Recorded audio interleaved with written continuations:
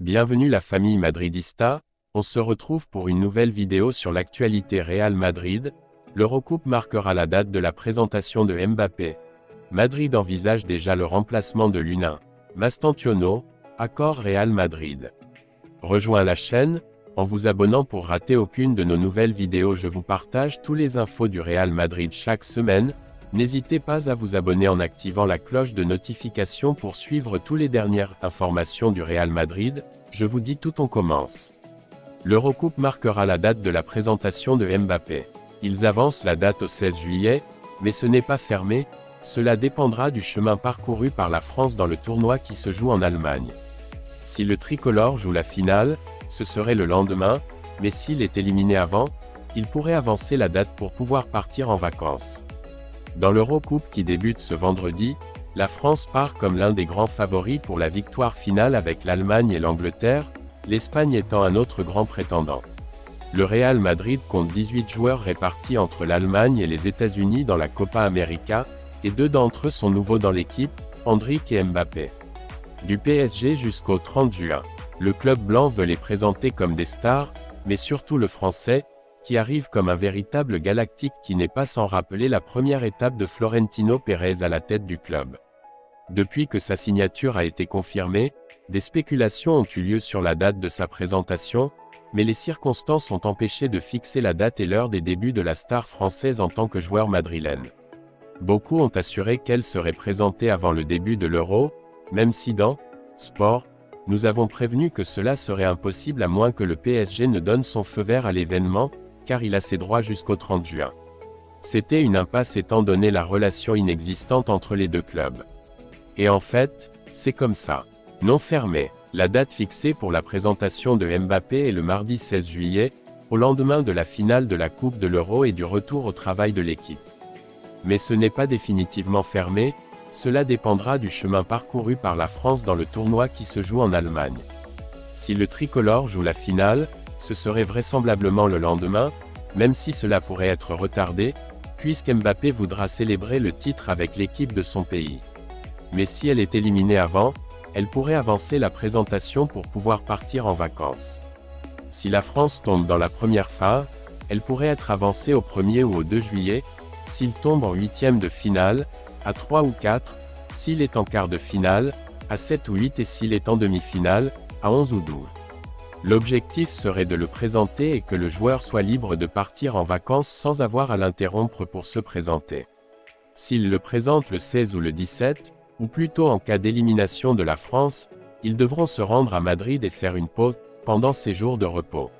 Madrid envisage déjà le remplacement de l'U1.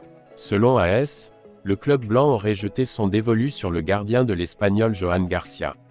Le Real Madrid a jeté son dévolu sur le gardien de l'Espagnol Johan Garcia. Selon AS, l'équipe blanche serait intéressée par la signature du jeune gardien de l'Espagnol, 23 ans. Madrid a une situation complexe dans les buts. Le retour triomphal de Courtois a laissé l'U1, décisif au Champin pendant l'absence du Belge pour cause de blessure, dans une situation inconfortable. L'Ukrainien n'a pas encore renouvelé avec les Blancs et plusieurs clubs importants le tentent. L'un des plus importants est la Juventus. Les Blancs lui proposent de continuer, mais cela ouvrirait la porte à une sortie après 5 ans de frustration. S'il part, il cherchera une alternative. Et le gardien de l'Espagnol serait l'une des possibilités, l'autre, pour tenter de retenir Kepa. Johan Garcia a été l'une des meilleures nouvelles de la saison de l'Espagnol. C'est un magnifique gardien, il a beaucoup de talent. Il fait des choses différentes des autres, il comprend tout ce qu'on lui dit au premier coup d'œil et le répète immédiatement. Les autres n'y arrivent pas, c'est une question de talent, a déclaré Nkono. A déclaré lors d'un entretien avec El Periódico en avril dernier. Ceux d'entre nous qui savent de quoi il s'agit l'ont vu de loin. Johan est très réceptif, c'est un garçon avec une tête très bien équipée et respectueux. Il écoute toujours pour faire de son mieux, a-t-il souligné. Madrid devra rivaliser avec plusieurs clubs de Première Ligue s'il veut recruter le gardien de l'Espagnol. Depuis qu'il a repris le titre, il a réussi à accumuler 10 feuilles blanches en 18 matchs. Quelques chiffres qui soulignent son influence sur l'équipe. Le gardien de l'Espagnol a renouvelé son contrat en novembre jusqu'au 30 juin 2028. International dans les équipes espagnoles U19 et U21, il est devenu l'un des gardiens à la mode. Mastantuono, accord Real Madrid. Florentino Pérez réagit à l'intérêt de la Première Ligue et bloque le joyau de River Plate avec qui il conclut un accord salarial. Une fois le « oui je veux » obtenu avec Mastantuono, le Real Madrid a l'intention de conclure le transfert avec le Millonario dans un avenir proche. Florentino Pérez a décidé d'appuyer sur l'accélérateur avec Franco Mastantuono, le « joyau » de River Plate qui n'a que 16 ans et qui va se faire un nom. Comme Sport l'a appris, le Real Madrid a bloqué le contrat du millionnaire avec lequel il a conclu un accord salarial.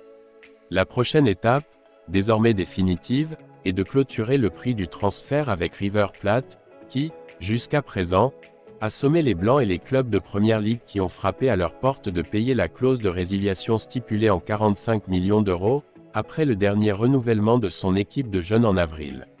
Sport avait déjà annoncé début mai que Madrid avait pris la tête des négociations pour conclure le contrat du millionnaire. D'abord, Juni Calafat, responsable de la recherche du club blanc, lors de son voyage à Buenos Aires, plus tard, José Ángel Sánchez, directeur général du club et bras exécutif de Florentino Pérez, avait eu des réunions avec les dirigeants de River Plate. Au cours de ces réunions, il a été souligné que les deux parties étaient parvenues à une certaine harmonie. La dispute de la finale de la Ligue des Champions, l'annonce de l'arrivée de Mbappé et le planning sportif de la saison prochaine, dans laquelle Carlo Ancelotti peut compter sur des renforts plus importants, avaient retardé l'accord entre les deux clubs. Madrid a cependant profité de cette impasse pour bloquer le joueur et fermer les bases salariales. La décision a été prise à la lumière des mouvements en coulisses de plusieurs clubs anglais qui avaient montré un grand intérêt pour Mastan, un milieu de terrain avec un pied gauche instruit, avec les qualités pour jouer aussi bien sur l'aile qu'en tant que milieu de terrain créatif, ou comme deuxième attaquant. La prochaine étape consiste à clôturer le transfert entre les clubs. Au-delà des fixes et des variables, il faudra définir quand Mastantuono fera le saut à Madrid, si ce sera en août 2025, lorsqu'il aura 18 ans, ou s'il restera encore quelque temps dans l'équipe désormais dirigée par Martin de Michelis. La signature de Mastantuono, dont tout indique qu'elle sera prochainement finalisée, est un nouveau coup dur pour l'autorité merengue en Amérique du Sud. Florentino Pérez reste ferme dans sa tactique de recrutement de talents sur un continent stratégique. Tout a commencé en 2017 avec Vinicius Junior, qui a été signé par Flamengo en pensant qu'il pourrait devenir le nouveau Neymar Junior. Florentino a continué avec Rodrigo l'année suivante, il ne se souciait pas de débourser 60 kilos supplémentaires pour un ailier qui jouait dans la même position d'origine que Vini, puis avec Régnier, embauché chez Flamengo en 2020 pour 30 millions d'euros et aujourd'hui transformé en un échec économique et sportif absolu. Sa dernière incursion au Brésil est Endrick, qui arrive au Bernabéu en juillet après la Copa América à l'âge de 18 ans dans une opération clôturée en décembre 2022 et qui atteint 72 millions d'euros. Avec Mastantuono, le Barça a été mis à l'écart en raison de ses difficultés avec le fair play financier et de sa masse salariale. La situation actuelle empêche les Blaugrana de réaliser des démarches de cette ampleur pour des joueurs qui n'arriveront qu'en 2025 ou 2026. Le bureau technique apprécie beaucoup l'implication de River, comme l'a révélé Sport en février. C'est un footballeur précoce, avec une qualité sans doute au-dessus de la moyenne et du profil du Barça, mais il n'a pas été possible de saisir leur offre.